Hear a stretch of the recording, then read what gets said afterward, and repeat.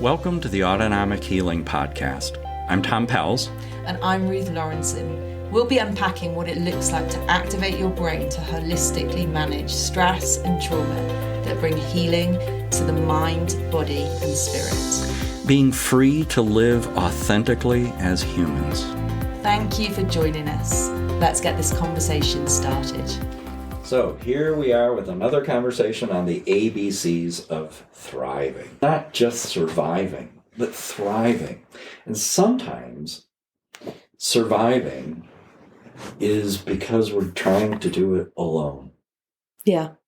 And the K that we're up to, for me, is about kindness. And kindness is transforming. That's so good, Tom. Kindness... Everybody's heard of kindness.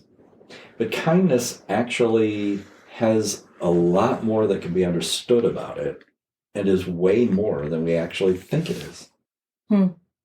So let's start unpacking that then. What is it about kindness? It's something we've talked before. For me, it's something that's been a really important attribute in terms of when I think about the friends that I want to choose or the people I want to surround myself with. I think I do have a filter. Like it actually is there's a filter in me that is like, are they kind? Mm-hmm. Like that actually has subconsciously been in my brain somewhere.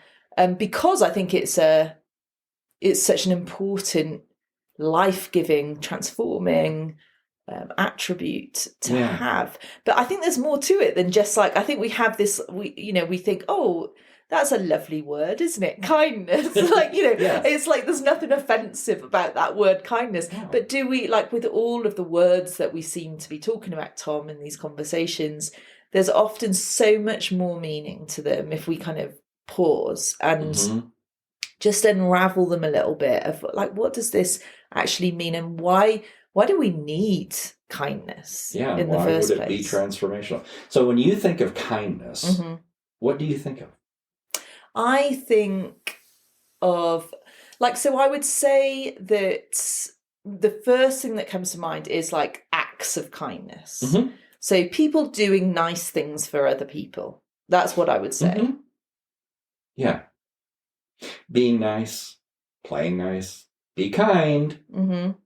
I remember back in the day when there were videotapes and Blockbuster was actually a thing. And oh my gosh, I miss Blockbuster days.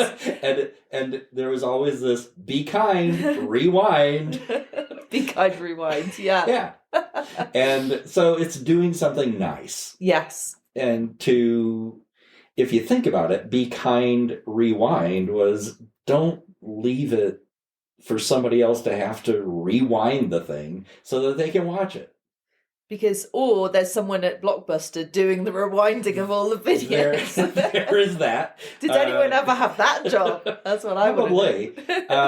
But the idea in kindness is that it's a nice thing that makes things easier or helps somebody else. Yeah, it helps someone out and it makes their life easier.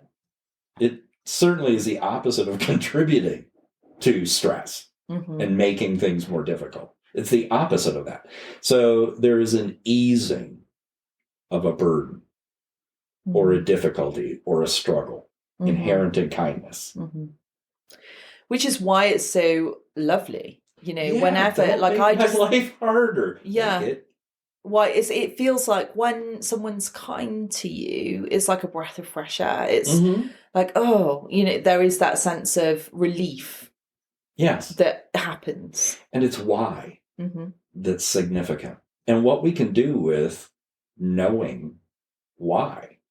So kind is also a word that we use for a type of something or what it's associated with. What kind of cheese is that? Or what kind of something? So we're using the same word, and it's the same word. But why would that apply to what kind of something is that? As opposed to something that is kind, that eases is because of what they have in common. There's a connection. Mm.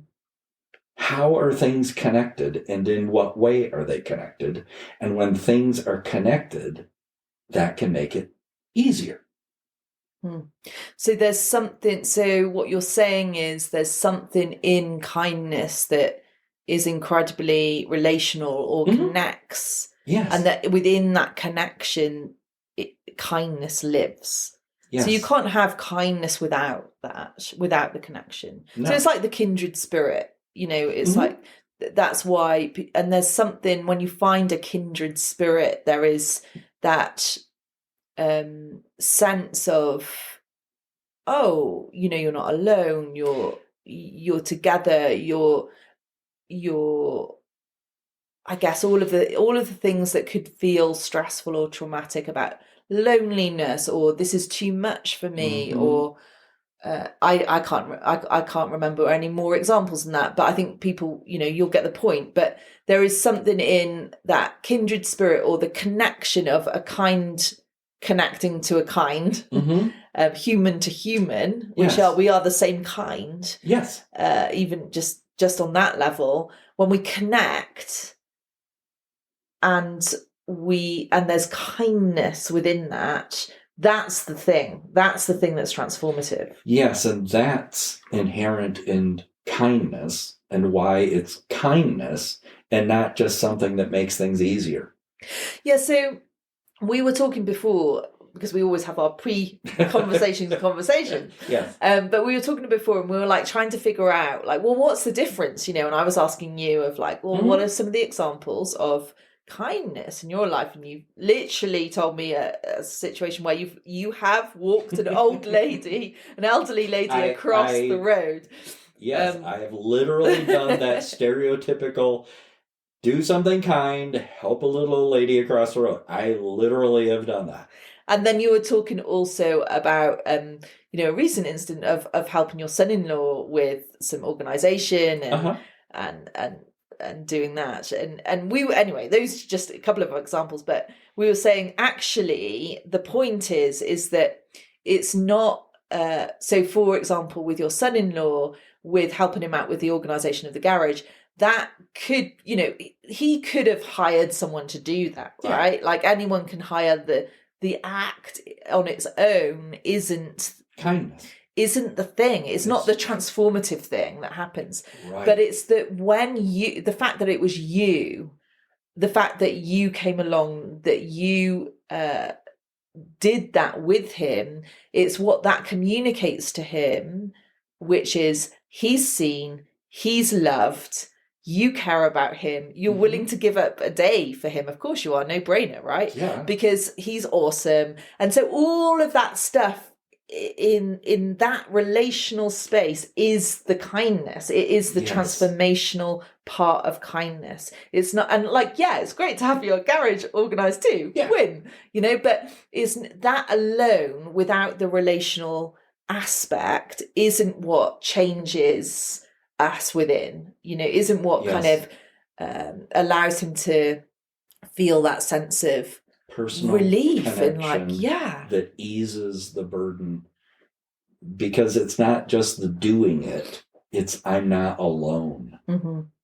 This is shared, this is communal, it's a shared journey. Yes, and that's inherent in the nature of something that is kind. That's inherent in the nature of a kindness. Not simply that it's easier and it's done and it's relieved, but that connection, that personal connection. So it may be momentary. Coming alongside the elderly person trying to cross and navigate a busy street and the congestion and all the rest of that, and just that supportive presence. That's in the nature of what makes it a kindness and an act of kindness, not simply because something got done. Yeah, it's not simply that the elderly lady didn't, die as she is crossing the road. It's not just and she that. wasn't terrified. It's the fact that, oh my gosh, I suddenly now feel hope in humanity because someone, a stranger, saw me and cared enough for me. And so there's incredible, like, it speaks so much worth, doesn't it, to another human being. Yes. And so it's that part of it that's the transformational part. Yes. And plus, it's helpful. The act is helpful, obviously, and it's often safeguards or helps someone or contributes to something. But it's what happens within the person that oh my gosh, this other person is connecting with me, they're journeying with me. I'm not. So all of those things of isolation, not feeling loved, not feeling valued, all of that stuff gets spoken into in an act of kindness. Yes. See, because what happens, and there's psychological research for this, that what happens in our autonomic nervous system is that when the sympathetic nervous system, we sense or perceive a threat to well-being, and that flight or fight reaction is triggered. The little old lady or the elderly person crossing the street is sensing a threat to well-being. And that triggers the sympathetic nervous system. To have someone do this act of kindness and connect relieves that. And actually, and more research shows this, that kindness activates the parasympathetic nervous system. We can relax. We can recover. We can rest. We can digest. And so kindness actually reinforces and stimulates the parasympathetic nervous system, which is a sense of, okay, well-being. Yeah. And it's not just an individual experience, it's a collective thing. It's a shared thing that happens with kindness. And you were saying earlier how, and I think this is fascinating, how, just to expand on what you just said, the shared thing. So not only is the person who is the recipient of the kindness, their nervous system that is being, their parasympathetic nervous system is being kicked in to action. Yes. So they're feeling like, oh, there's sense of well-being.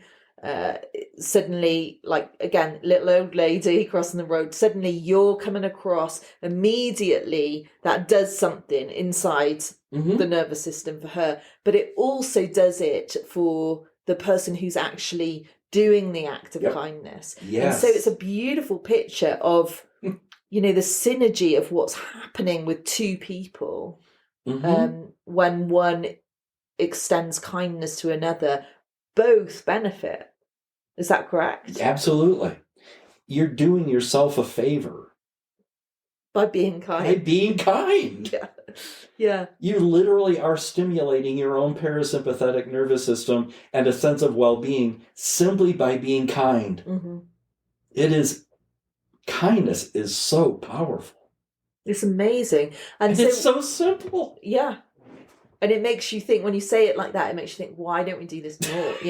Like, why don't we just step out of our busy worlds and just, because it isn't just doing things, it's connecting.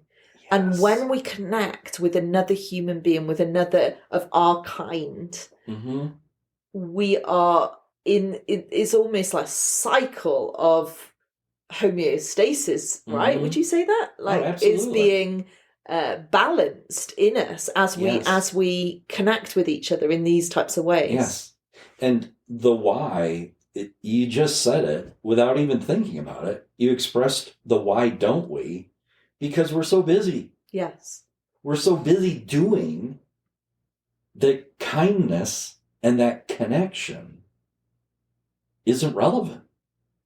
And the busyness and all the rest of that can be out of survival. It can be out of flight or fight. We're reactive to some stress or need, expectation, demand, whatever.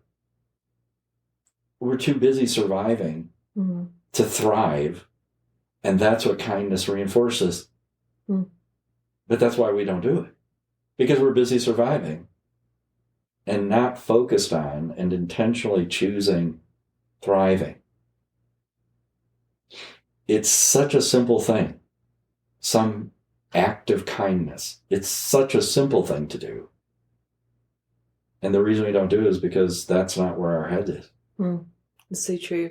And so we've talked about how, what's actually happening in the sympathetic and the parasympathetic nervous system. So potentially there's some fight and flight going on, but then an act of kindness comes in and it pulls it back into the parasympathetic. Yes. So that's really understandable. But and amazing, by the way, like that is actually happening. So empowering. With the person and the person who is offering kindness. It's almost kind to do that. But I just want to push this a little further down the road, because like we're talking about like kindness is transformational. So obviously that is a part of the transformational, right? Just that because shift. I'm thriving. I'm not just surviving. Yeah. So it shifts us into that thriving space. Yes. But what else does it do? Like, I think if we explore it, there's a really famous scripture in the Bible for any of people of our listeners who are familiar with this. Not all will be, but there's a cool verse that says it's the kindness of God that leads to a changed mind. Yes. And so I think that's really fascinating with this conversation, because what we're saying is that, again, there's a transformational aspect to kindness. And we find a lot of this type of wisdom in religious writings, of ancient wisdom. Yeah. So, but it's saying that kindness, it's God's kindness in this case that brings a changed mind. So I'm just curious, is it, we're saying it's changing from fight and flight to relax, recover, rest, digest. So we know that that's happening, but how does it change people's perceptions, or, can it do that? Yes, because when we are in that flight or fight mode, we have what I call these seemingly irrational perceptions. People-pleasing, control, avoiding the easy way out, or criticizing. And all these seemingly rational perceptions are activated and energized by the flight or fight reaction. If I can just get this person to really like me, or if I can get control of this situation, or whatever it is, and we're just in survival mode, but we're isolated. And so when we're in fight and flight, is experiencing their own, and we sense it, and that's either an opportunity for an act of kindness, or we sympathetically react with each other. And it's not kind. So it's not. So what's happening? I mean, it feels like a domino effect. So by stepping out, by connecting, by not isolating and staying away, but by entering in and choosing to be kind in these situations, we trigger the parasympathetic nervous system. Relax, recover. It's all right. Which by default, because it pulls you out of that fight and flight, and by default, those systems are linked to the way we think about ourselves and others. And so that's why it can change our minds on a situation. Because we're now can think more rationally. Yeah, so it could be something we can like... think more clearly about things. Yeah, so it could be like...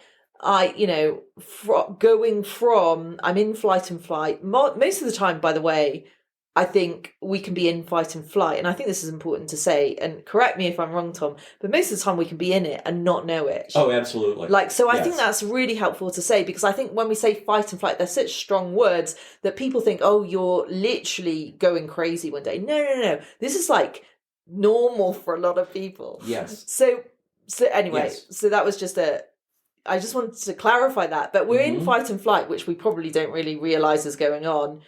Someone And maybe our thoughts, what's happening in our thoughts from that could be something like, oh my gosh, all of the stuff that I've got on today feels overwhelming, right? Mm-hmm. I can't do it. Mm-hmm. I just feel overwhelmed. And then someone enters into stressed out. I'm stressed out. Someone enters into or our I'm world. Anxious, or I'm irritable, or I'm just down and sad. Those are all manifestations of being in the flight or fight.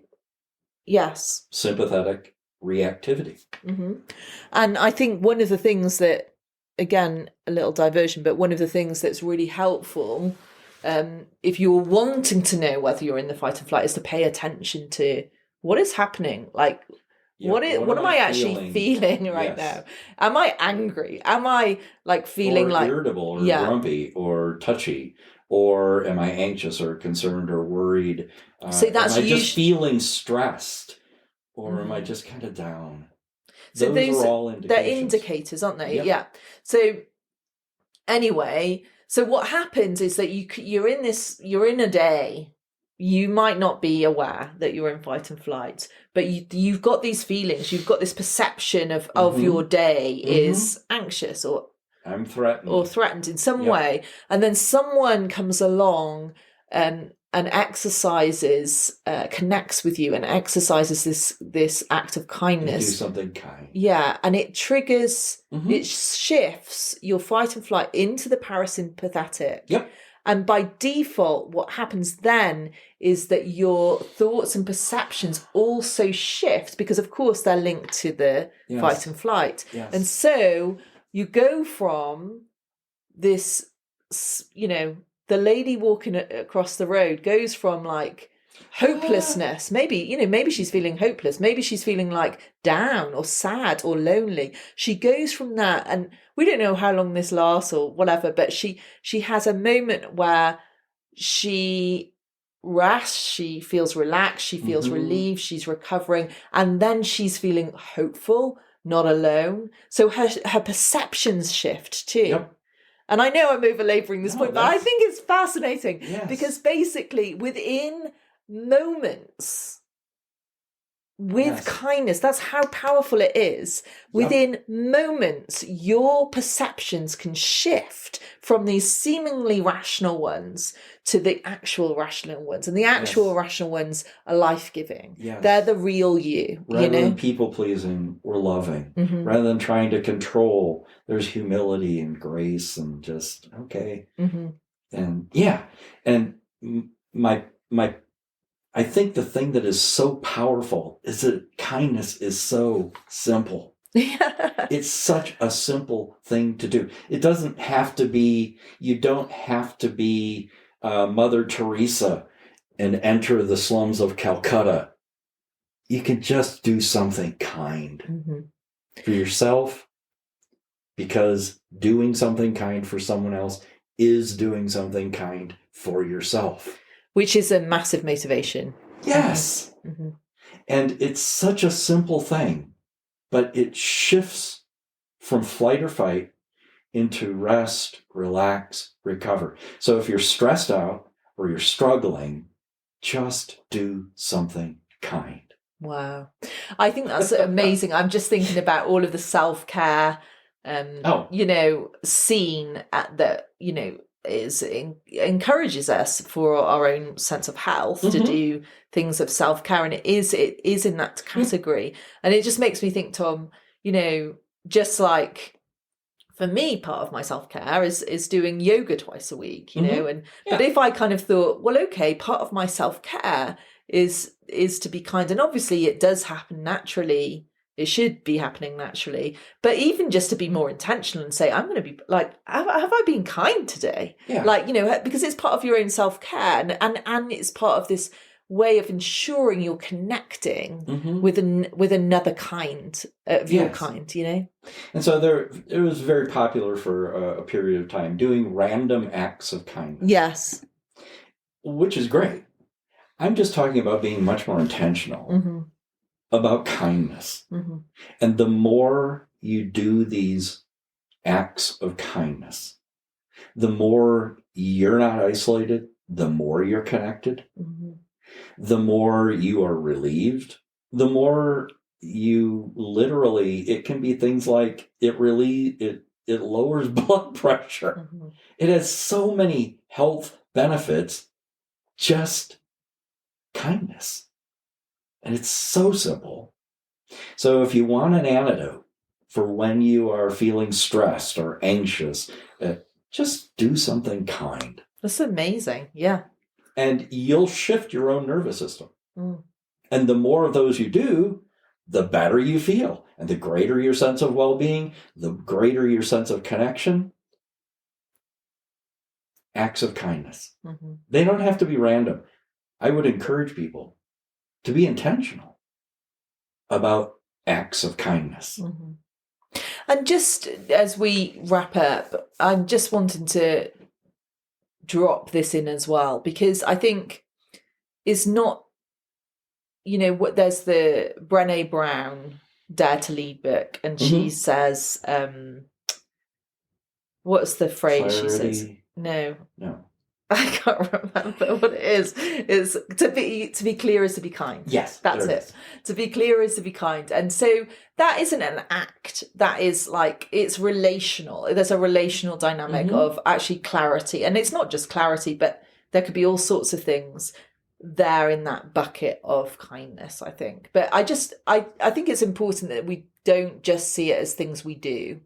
It's, and I guess there's always an action within even being clear with someone, right? Yep. But I think I just want to, I guess what I want to do, Tom, is just to stretch this out, because this isn't just like, buy a little flower and leave it on someone's door. That's the random acts of kindness. This is about relational. What does it mean to be kind to someone? Yes. And sometimes, I know that for me, when in that phrase, there's times where people have been clear to me, and it is long-term kindness, and I haven't felt it. Like, it doesn't feel like as warm and fuzzy at the time. No. But actually it does pull me into the parasympathetic, and it does shift my perceptions. So it is transformational. And I think that that's the key. Is this transformational? Will this be transformational for myself and for someone else if I share clarity, or if I, whatever it might be.